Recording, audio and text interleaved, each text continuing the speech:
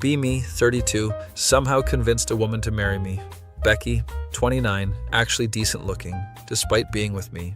Been together 4 years, married for 2, still can't believe she fell for my I have a future routine. Beta provider, life isn't so bad. At least I get to touch a female occasionally. She works as executive assistant at some corporate headquarters, always dresses professionally, talks like she swallowed a business textbook. Super proper, gets uncomfortable when people tell dirty jokes. Literally covered her ears when my friend mentioned 2 girls, 1 cup. Her family is wealthy, conservative, country club types. Father still looks at me like I'm garbage. He's not wrong. Working from home one day while Becky's at office. Internet goes down. In middle of important Zoom meeting, boss is already looking for reasons to fire me. Panic, wave. Remember Becky mentioned having portable Wi-Fi hotspot. Search through her desk drawer to find it. Instead, find small key. Doesn't match any locks in our apartment. Curious JPEG. Behind her perfectly organized shoe rack is small lockbox. Key fits perfectly. No, I shouldn't open it. Probably just boring documents or family jewelry. Open it anyway because I'm a terrible husband. What I find makes me question reality. Stack of old Polaroids, Becky with bright pink hair, Becky with face tattoos, Becky looking completely wasted at what appears to be Burning Man, Becky with some guy who looks like Walmart brand Post Malone ID card from Paradise Gentlemen's Club with her picture on it, stage name Candy Cornstar, several pay stubs from said establishment dating back 7 to 8 years. My brain stops functioning. Proper, prim wife who says, "Oh fudge," when she stubs her toe, used to dance at a strip club, and apparently had a whole alternative lifestyle. Here, key in front door, throw everything back in box, slam it shut, kick it under bed, try to look normal when Becky walks in. You're home early.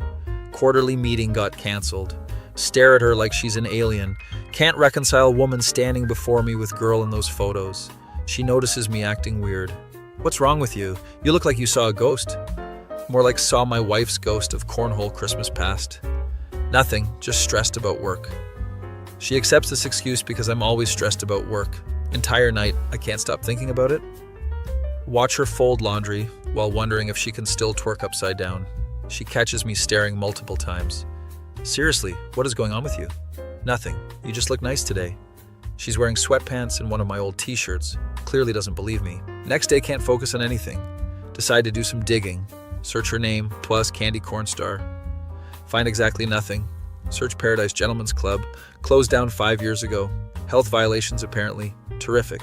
Start searching social media for any trace of pink-haired Becky. Nothing under her current name. Then remember Polaroids showed she had tattoo that said Raven. Search Raven, plus Paradise Club, plus our city name. Bingo, old MySpace page miraculously still exists, filled with photos that would give her father a heart attack. Multiple posts about living free and society's chains. Several references to someone named Blade, apparently her boyfriend at the time.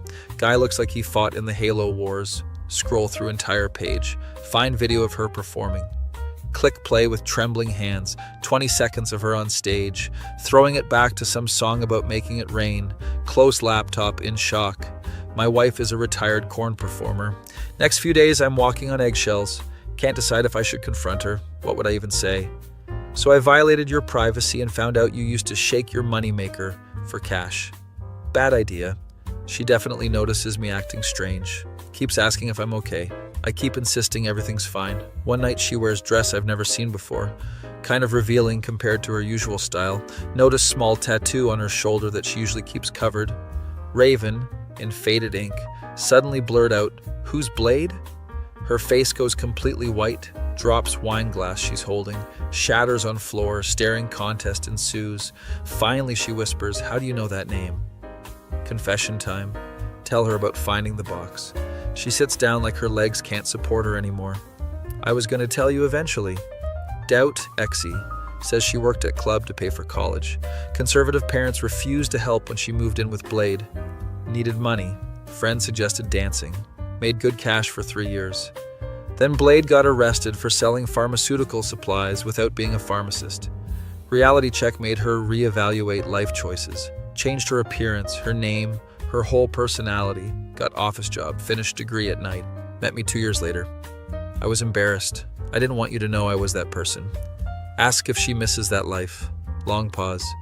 Sometimes I miss the freedom, not hiding who I was. Another long pause. But I don't miss Blade or that scene. It was toxic. Sitting there trying to process, wife continues. I understand if this changes how you see me.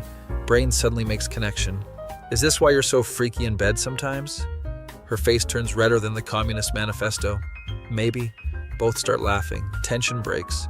Realize I don't actually care about her past. She could have been a corn world champion and I'd still love her. Tell her this. She cries, says she was afraid I'd leave. Leave? Are you kidding? This is the most interesting thing about our marriage. She throws pillow at me. Spend next few hours looking through her old photos together.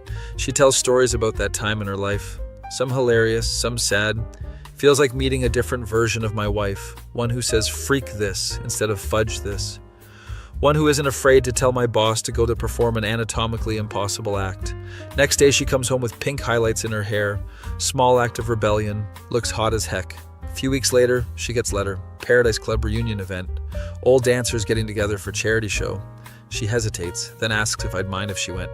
Only if I can be in the front row with a stack of singles. She laughs, but still seems uncertain. Decide to support whatever she wants. Seriously though, do what makes you happy.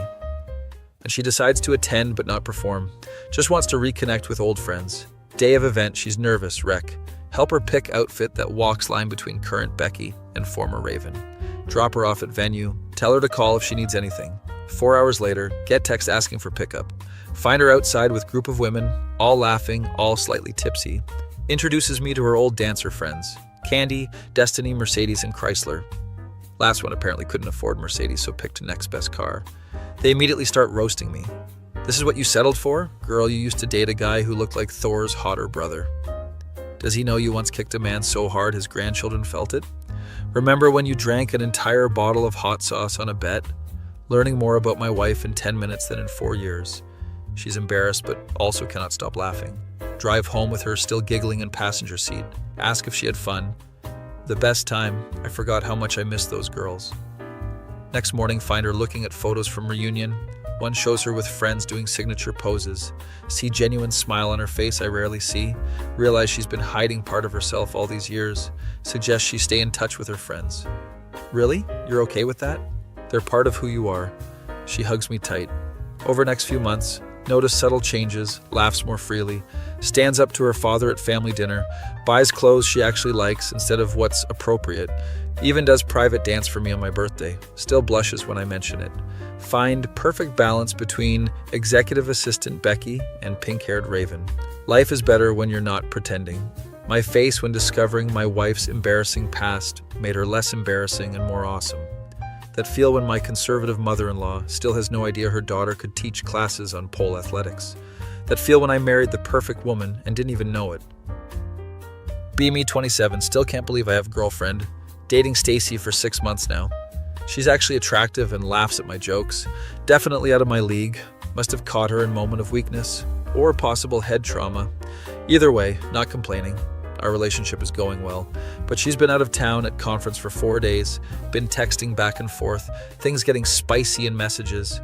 She mentions being bored in hotel room, her wish you were here with me. Perfect opportunity to turn up the heat, spend 20 minutes crafting the perfect reply. Detail exactly what I would do to her if I was there. Include every filthy thought I've ever had. Sprinkle in references to our past encounters. Mention that thing we did on her birthday that we both agreed never to speak of again. End with what I want her to do when she gets back. Basically write a novel that would make 50 Shades look like a children's book. Hit send with confidence of man who knows his girl is gonna love it. Immediately get notification that message is delivered. Seconds later, phone starts ringing. See Stacy's name pop up. Smirk, thinking my message worked perfectly. Answer with smooth, "Hey baby, did you get my text?" Hear voice that is definitely not Stacy. Anon, this is Judith. Blood freezes in my veins. Judith is Stacy's mother, most conservative church-going woman in the state. Woman who insisted we sleep in separate rooms during Christmas visit. Mother of girl I just sent pornographic novel to. My soul leaves my body. Mrs. Williams, why are you calling from Stacy's phone? Stacy left her phone with me while she's swimming. She forgot her charger, so we're sharing mine. Dear God, you sent me quite the message, young man. Consider changing my name and moving to Nepal. I'm so sorry, Mrs. Williams. That was meant for Stacy. Uncomfortable silence. Clearly, more silence. I would appreciate if you never mention this again. Yes, ma'am. And Enan? Yes? I did not raise my daughter to engage in whatever that thing you mentioned with the ice cubes is. Want to die on the spot. Call ends. Immediately text Stacy's actual number, her work phone. Frantically explain what happened. Minutes feel like years waiting for reply. Finally, she responds, OMG, are you serious? You explain in detail the horrible mistake. How bad was the message? Bad enough that her mother might hire hitman. What did she say? Tell her about the ice cube comment. No response for 20 minutes. Panic increasing. Finally, she calls. She's laughing so hard she can barely speak. I can never look my mother in the eye again. Neither can I. We're just going to pretend this never happened. Solid plan. Spend next week in constant anxiety. Stacy returns from the trip. Things awkward at first, but gradually return to normal. Decide to never send risky texts again. 2 weeks pass. Stacy invites me to Sunday dinner with her family. Rather stick fork in my eye, but can't say no without looking suspicious. Arrive at her parents' house clutching wine bottle like lifeline. Her dad answers door. Normal greeting. Seems oblivious to my shame. Relief washes over me. Maybe Judith didn't tell him. Walk into dining room. Stacy's mom makes brief eye contact, then immediately looks away. Mutters hello while arranging silverware. Dinner begins in awkward silence. Stacy's dad tries to make conversation. So anon, Stacy tells me you're into camping. Try to give normal response. Yes, sir, I enjoy the outdoors. Stacy's mom suddenly speaks. I imagine you're quite experienced with pitching tents. Nearly choke on potatoes. Stacy kicks me under table. Look up to see her mom staring at plate, hint of smile. Is she making joke about my text? Conversation continues. Every few minutes, Judith drops subtle reference to my message, passing ice for drinks.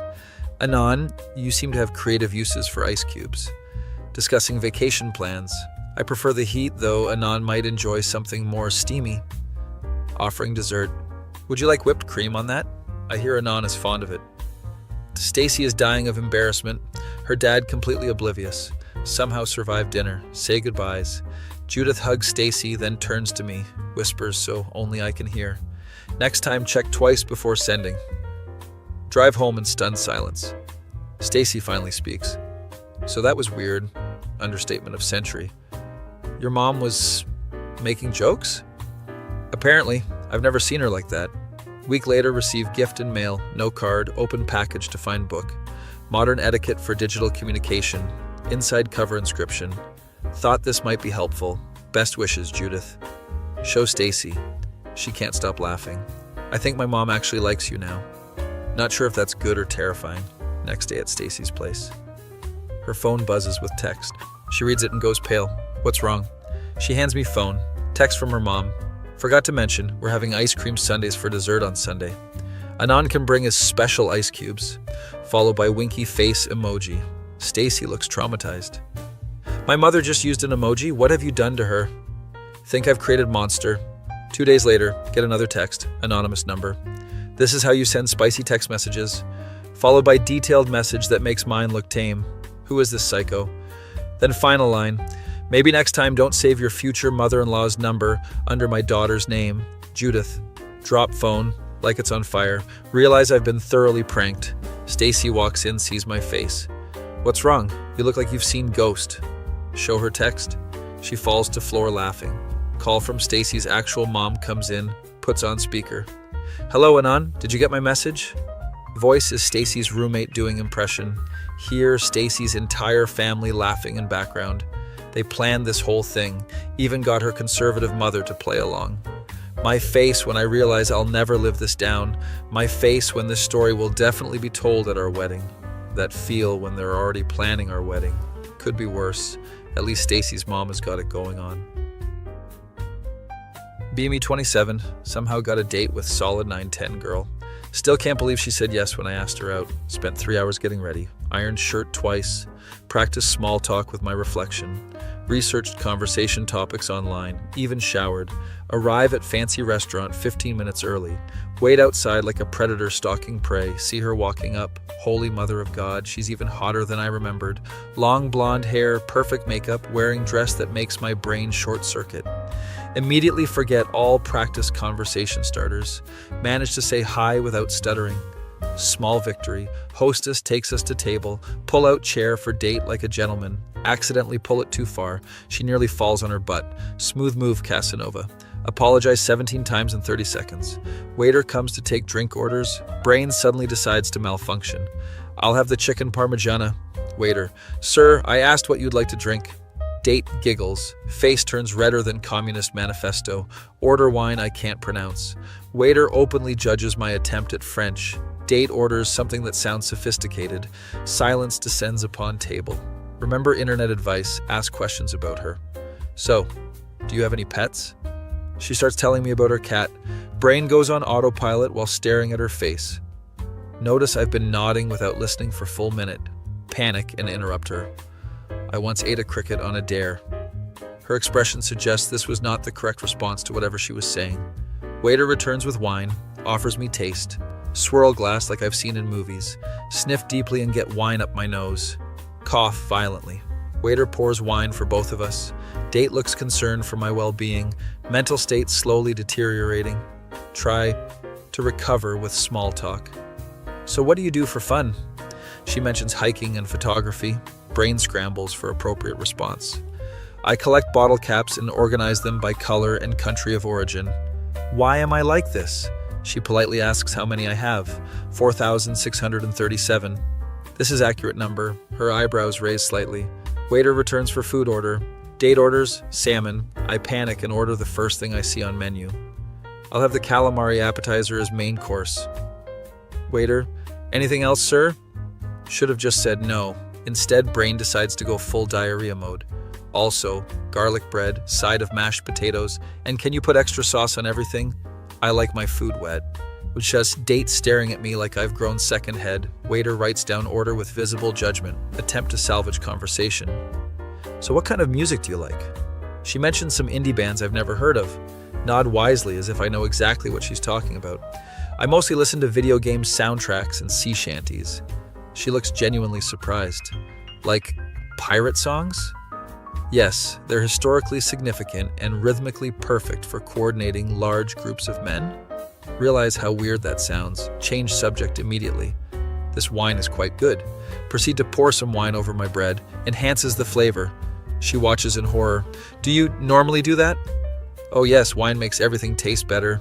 Demonstrate by pouring small amount on tablecloth and licking it. See, even the inedible becomes gourmet. Waiter returns with our food. Date salmon looks elegant. My plate has pile of fried squid rings. Pour wine over calamari before waiter even leaves. Trust me, it's culinary innovation. Waiter visibly dies inside, date picking at her food while watching my culinary crimes. Attempt to eat calamari with knife and fork. Squid rings keep slipping off plate. Switch to using hands, wine-soaked fingers now leaving prints on everything. Date asks about my family. Tell her about my mother's extensive thimble collection. Go into excruciating detail about different types of thimbles. The Portuguese maritime thimbles from the 1800s are particularly fascinating due to their unique oxidation patterns. Date checking her phone under table, bad sign, try to appear worldly and sophisticated. Did you know that in ancient Mesopotamia, they used to communicate via elaborate systems of mud symbols? Completely made this up. She nods politely. That's interesting. Decide to show off knowledge of cinema. My favorite film is Attack of the 50-Foot Lobster People from Planet Xandar 2, Electric Boogaloo. I don't think I've heard of that one. It's underground, only true cinephiles appreciate it. Accidentally knock over water glass. Water spills across table. Date jumps up to avoid getting wet. Waiter rushes over with towels, profusely apologize while accidentally elbowing waiter in stomach. Date excuses herself to bathroom, definitely texting friend to call with emergency. While she's gone, decide to fix hair, use knife as mirror. Waiter watching me with concern. Date returns looking slightly more composed. Everything okay? I ask. Yes, just had to respond to a text. Feel bold, decide to compliment her. Your eyeballs are very symmetrical. She blinks several times. Thank you. Silence descends again. Desperately search for conversation topic. Have you ever wondered what it would be like if humans had tails? She stares at me. I think about it often, I continue. Would we have chairs with tail holes? Would pants have a third leg? These are the questions science is afraid to ask. Date now, checking time on phone. Dessert menus arrive. Order chocolate cake to share. Nothing brings people together like communal cake consumption. She agrees with forced smile. Cake arrives with 2 forks. Explain my theory about how eating dessert counterclockwise makes it taste better. Demonstrate by rotating plate after each bite. Date barely touching cake. Her phone buzzes. Oh, I'm so sorry, it's my mother. She's locked herself out of her house. Obvious lie is obvious. I need to go help her. Offer to drive her. No thank you, I already called an Uber. Insist on paying bill. Walk her outside. Awkward goodbye moment. Go for handshake while she attempts cheek kiss. End up grabbing her face. Uber arrives, saving us both. This was interesting, she says. Yeah, we should definitely do it again sometime. She makes non-committal noise. Watch Uber drive away. Text her immediately. Had great time tonight. Your eyes remind me of perfectly spherical marbles. Dinner again Tuesday? Realize I sent text to wrong contact. Sent it to contact labeled Emma's mom. Date's mother received my marble, eyes text. Phone buzzes with response. Who is this and why are you texting me about my daughter's eyes? Delete number, phone, and entire digital identity. Walk home in rain that wasn't there before. Perfectly matching my mood. Get text from date, expecting formal rejection. Instead.